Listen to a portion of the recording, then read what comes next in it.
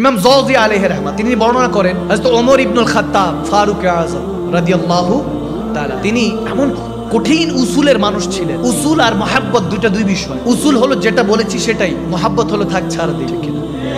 উসুল আর মহাব্বত এক না। কিন্তু হযরত ওমর ইবনুল খাত্তাব অনেক উসুলওয়ালা ছিলেন। যখন তেনার শাসন আমল চলছে, হযরত আবু সুফিয়ান তেনার বাসার সামনে ইট রাখছিলেন রাস্তার সামনে। অনেকে বলতেছে কি ব্যাপার, রাস্তা যেতে কষ্ট হচ্ছে। তিনি তখন তো প্রভাবশালী আবু সুফিয়ান রাদিয়াল্লাহু তাআলা, তিনি প্রভাবশালী। কেউ কিছু বলছে না, হযরত ওমর ইবনুল খাত্তাব সাথে সাথে সরিয়ে দিলেন। কেউ বলার কোনো সুযোগ নাই। কে বলবে? হযরত ওমর 40 days later যেদিক দিয়ে হেঁটে যাবেন, 40 দিন পর যেদিক দিয়ে হেঁটে যাবেন, শয়তান ওই রাস্তা দিয়ে হাঁটে না। সুবহানাল্লাহ।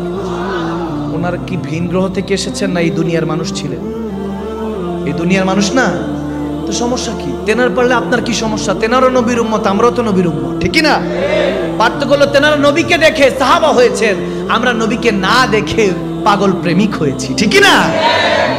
এত উসুলওয়ালা ছিল। একজন হঠাৎ করে বলতেছেন নবীজির চাচা হযরত আব্বাস, তেনার ঘরের মধ্যে এক কোণা দিয়ে পাইপ লাগানো, ওই যে বৃষ্টি পড়লে যাতে পানি পড়ে যায়, আছে না কিছু, আমরা লাগাই না অনেক সময়। বলো ওনার ঘরের মধ্যে পাইপ লাগানো, এটার কারণে মসজিদে নববীতে নামাজ পড়ার সময় রাস্তা দিয়ে যা আসি কষ্ট হচ্ছে, ঝামেলা হয়। আপনি কি দেখেন না হযরত ওমরের কানে এটা যাওয়ার সাথে সাথে হযরত ওমর উট দিয়ে গিয়ে উটের উপরে থেকেই এক টানে খুলে ফেলছে, কোনো কথা শুনে না, এক টানে খুলে ফেলছেন। খুলে ফেলে বাস চলে আসছেন। হযরত আব্বাসের কাছে খবর আসলো, আপনার এই পাইপটা মসজিদে আসার সময় রাস্তাতে সমস্যা হয়তো বা অনেক মানুষের গায়ে কিছুর পরে ময়লা পড়ে, হযরত ওমর এটা সরিয়ে দিয়েছে, খুলে ফেলেছেন।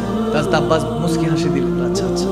সবাই জিজ্ঞেস করছে আপনি কষ্ট পান নাই? এরকম কষ্ট পাইনি, আমার কাছে এত কষ্ট লাগেনি। কেন, কি হচ্ছে? আপনি কষ্ট পান না, আপনার ঘরে এটা ভেঙে ফেললো, কষ্ট পাইনি এই জন্য মুস্কি হাসতেছি। এই জন্য হযরত ওমর নিজে এসে যদি কারণ জানে, নিজে সেটা আবার লাগাই দিয়ে যাবে। মসজিদ নববীতে গেলেন, খুব আদব সহকারে হযরত ওমর সালাম কালাম হলো। ইয়া আব্বাস, আপনি মনে কষ্ট নেন নাই তো? মনে কষ্ট নেই, আমিও চেয়েছি কয়েকবার, আমিও জানি যে আমার গায়েও অনেকবার ময়লা পড়েছে, আমি চেয়েছি এটা খুলে ফেলতে, কিন্তু খুলি নাই। যখন এই বাড়িটা বানাচ্ছিলাম, ঘরটা বানানোর সময় পাইপটা যখন লাগাচ্ছিলাম, তখন আমার পেয়ারা নবী আসছিলেন। আমার পেয়ারা নবী এসে বলতেছে, চাচা যান আপনি নিজে কাজ করতেছেন, আমিও কিছু করি, তো উনি কাজের মধ্যে এটাই এই পাইপটাই লাগাইছিলেন। সুবহানাল্লাহ। বলে নবীজি লাগিয়েছেন, এজন্য নবীজির পর্দার পরে এটা স্মৃতি হিসেবে রেখে দিয়েছি, খুলে ফেলি নেই, এটা ভেঙে ফেলি নেই, আমার পেয়ারা নবী স্মৃতি হিসেবে রাখতেছি। হযরত ওমর বলে, আগে বলেন নাই কেন? আগে কেন বলেন না? আমি ওমর আজকে দামি হয়েছি আমার নবীকে ভালোবেসে।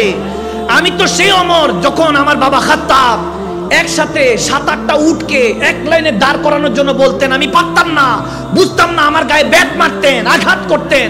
আমি সেই ওমর বুঝ হওয়ার পর, যৌবন পাওয়ার পরও একসাথে 7-8টা উটকে একত্রিত করতে পারি নাই।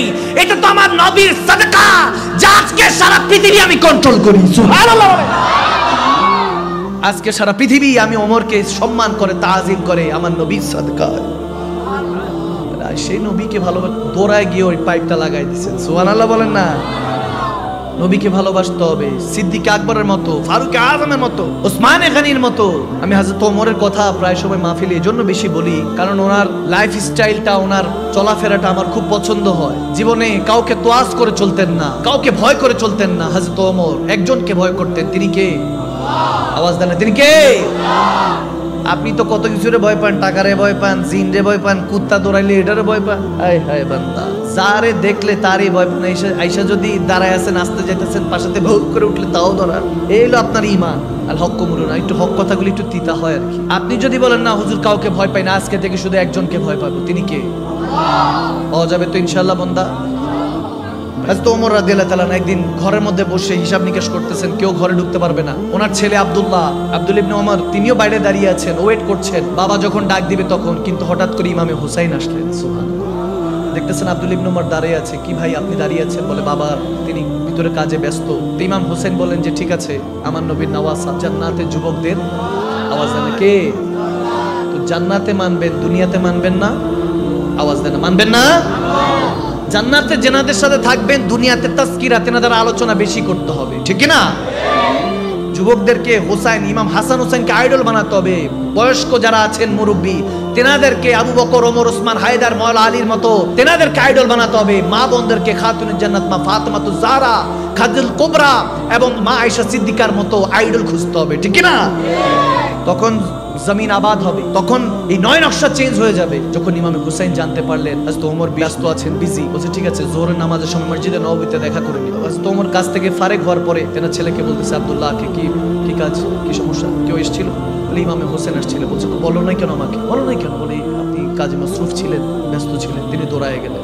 আব্দুল্লাহ ইবনে ওমর হাদিস বর্ণনা করছেন, এমন ভাবে হযরত ওমর দৌড়ায় গেলেন, ইমামে হোসেনের ঘরের কাছে এসে ডাক দিলেন, ইয়া হোসেন ইবনে আলী। ইমাম হোসেন বললেন, আসসালামু আলাইকুম, কেমন আছেন? চাচা যেভাবে সম্বোধন করেন ডাকলেন, কেমন আছেন আমিরুল মুমিনিন? আপনি গেলেন, আমি কেমনে ভালো থাকি? আপনি গেলেন, আপনি আমাকে বলবেন না? আপনাকে কেমনে বলি, আপনি কাজে ব্যস্ত ছিলেন। এসে আমার ব্যস্ত রেসিপিতেছি, আমার ব্যস্ততার আমি দিয়ে কি করব? আজকে আমি হযরত ওমর, এটার কারণ তো হলেন আপনার নানা জান। তেনার কাছে চেহারা দেখাতে হবে তো কবরে গেলে। তিনি কান্না করে দিলেন, ইয়া হুসাইন। তেনার পাগড়ি পড়ে গেল, বলতেছে আপনি আমাকে বলেন নাই কেন?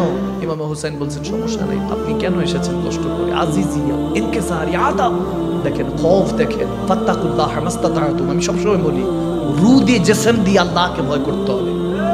আওয়াজ দেন ঠিক কি না? তাসদিকু বিল কলব, অন্তর থেকে মেনে নিতে হবে। জুবান দিয়ে বলার সময় চিন্তা করবেন, আমার নবীর নাম বলতেছি, আল্লাহর নাম বলতেছি। সুবহানাল্লাহ।